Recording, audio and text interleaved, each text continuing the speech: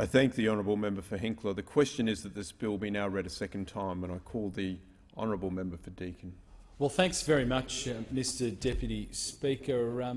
It's a lamentable duty in some respects to be speaking on this bill tonight, the Australian Citizenship Amendment Allegiance to Australia Bill, because the only reason we're here discussing it is that we have some significant challenges and problems that we are dealing with in Australia. And this government is determined to deal with those in the best interests of Australians without fear nor favour. A recent review of our counter-terrorism machinery found that the terrorist threat in Australia is rising. That might seem like a really obvious statement.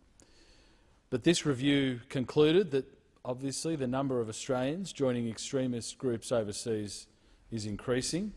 The number of known sympathisers and supporters of extremists in our own country is increasing, and therefore the number of potential terrorists is rising. We're advised that our security agencies are currently managing over 400 high-priority counter-terrorism investigations, and this has basically doubled since 2014. More worryingly, and more depressingly in many respects, there are around 110 Australians currently fighting or engaged with terrorist groups in Syria and Iraq, and around 190 people in Australia are providing support to individuals and or groups in those Syria-Iraq conflicts through financing, recruitment, or are seeking to travel there themselves. So clearly we have a significant challenge to undertake, and the role of this parliament is to deal with those challenges, to defend our values, to defend Australian freedoms, irrespective of the consequences. And I am extraordinarily happy that as a result of this bill, Australian dual nationals who in a sense swear allegiance to another cause or another country, or by fighting or engaging with or supporting terrorist activities offshore, will no longer be able to call themselves Australians and will not be allowed to return to our country should they be overseas. I mean, this is a no-brainer, an absolute no-brainer. If we are to look at ourselves with pride as a country, as a parliament, we must assert on behalf of the Australian people that we will not tolerate anybody fighting for or having allegiance to somebody or some cause or country other than our own. This is really a modern concept of treason, and treasonous behaviour must be treated in the strongest possible ways. I'm probably a contrarian in some respects, Mr Deputy Speaker.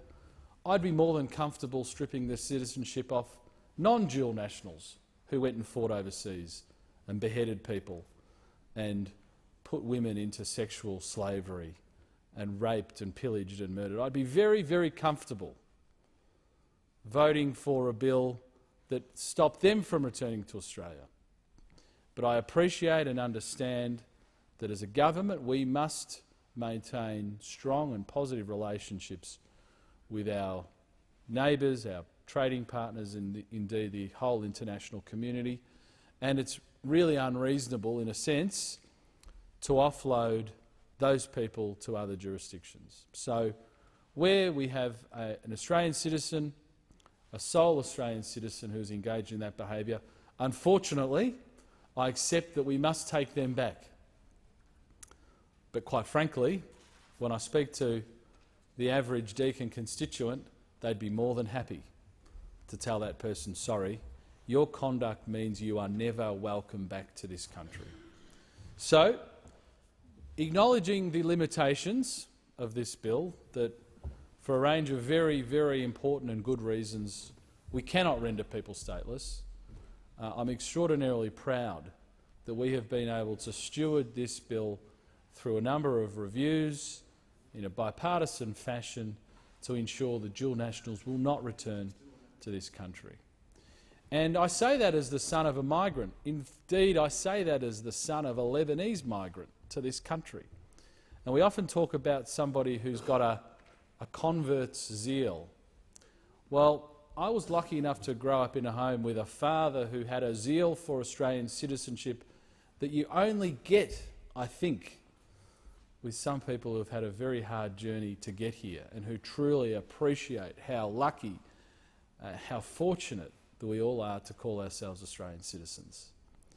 And so I've seen firsthand in a migrant community the absolute way in which they treasure being an Australian, they defend Australian values, and in my household you could never say anything bad about our country because my father would not have it. And that is my experience with the vast majority of immigrant communities in my electorate, indeed throughout the country when I travel.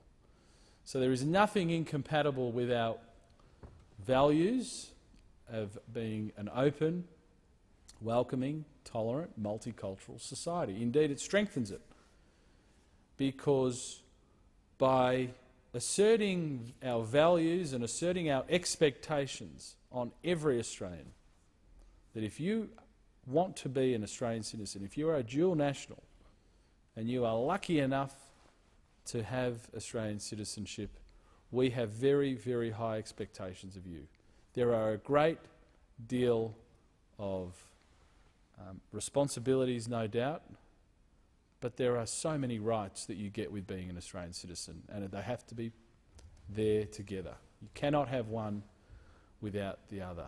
So I say to the responsible ministers involved with this legislation, thank you for doing a power of work. I want to commend the Joint Parliamentary Committee who undertook the review into the machinery of these amendments, and thank them for the work, because this is still a contested area. I mean, it's quite shocking to me that there are still people, many of them who occupy a place within the Greens political party.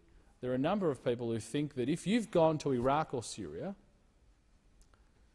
you've beheaded Christians, you've raped or sexually enslaved minority groups, that you should be welcomed back to this country. And those proponents say, well, we should bring them back and prosecute them here.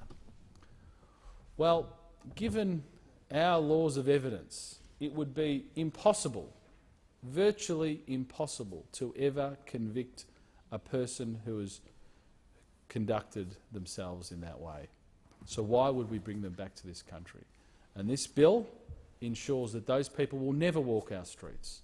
It ensures that those people will never have the opportunity to bring home the disgraceful skills and ideology that they would have honed in that foreign jurisdiction to ply that evil trade here in Australia. So I say, as the son of a migrant, somebody who's been embedded in migrant communities my whole life, this promotes the values and the responsibilities that we expect of everybody who comes to this country, and we will open our arms up to you. We will give you every opportunity in the world. But if you throw that back in our face, and if you conduct yourself in a way that is so incompatible with calling yourself an Australian, well, we will strip you of your citizenship. And I bet then, unfortunately, I bet at that point, some of those people may start to realise just what they've left behind, although perhaps many of them are so twisted that that wouldn't necessarily be the case. So I want to commend each of the ministers for the work they've done. I again want to commend the Parliamentary Joint Committee, and I absolutely commend this bill in the most strongest possible terms. Thank you, Mr Deputy Speaker. I thank the honourable member for